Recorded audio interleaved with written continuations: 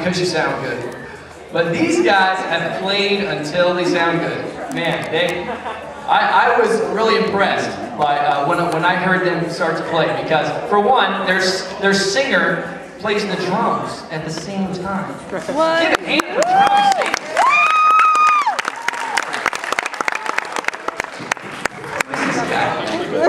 Robert Nilsson. And their bass player plays, what was it, the blues band?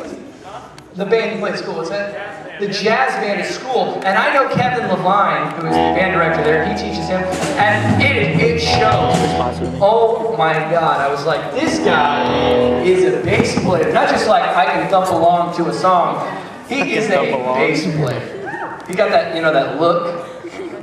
That bass player look with the beanie and the glasses. Got that bass face. And their guitars. What I love is a meek guitarist. And when I say meek, I mean like kind of a humble guy. Because most guitarists are show-offs. That's just the way they are. No offense, Mike. But most guitarists are just kind of like, I'll be singing and the guitarist will come out of nowhere, kind of like, yeah! I'm trying to steal SpongeBob. This solo needs to be another 5 minutes long before I'm done. And I could just tell this guy, he's like, I think I might need to turn up a little bit. I'm like, you know what? I like you, sir. And you're going to turn it up. That's a good impression of Nick. So, we set to go? We good? Oh, they need cables, which I probably stole. So, Mike's getting them hooked up. So before we start, I wanted to tell their story. That's what I started to do. Oh, I missed that. So, I wanted to mention that this is called the Battle of the Bands, right? And some of you might be asking me, you say, Mr. Limper, if this is the Battle of the Bands, where are the stinking bands, right? Yeah. Is that the way you feel? Yeah.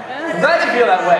Next year, you better get some stinking people to audition. Yeah. I put up flyers in the hallway. What? I made announcements. I mean, I'm begging and pleading, and I put up pictures of, you know, proxy, like, hey, look at us, we're a band, you can do it, come on. And it's harder than you think to get people to just get up here and play. But I am so thankful that the Fantastic Fiends stepped out of tenor rock out of nowhere to play with us this evening. And when I went to their garage, it was literally 100 degrees in there. I was like, oh my God, how does he do this? And yeah, it's hot. It's bad. But he does it.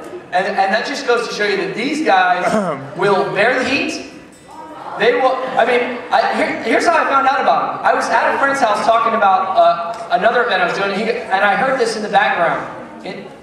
In the backyard of someone else's house, somebody was jamming. And I thought, those people need to play a Battle of the Bands. And I asked him if he knew him. He said, yeah, just walk over there. And so I walk into the garage, and these guys are playing, and I'm all dressed up, you know, in my vest and my tuxedo, the best of time. But I walked in and I was like, hey, you guys are playing Battle of the Bands at Lincoln High School? If you win, you can get in a recording studio. 5 hours for free.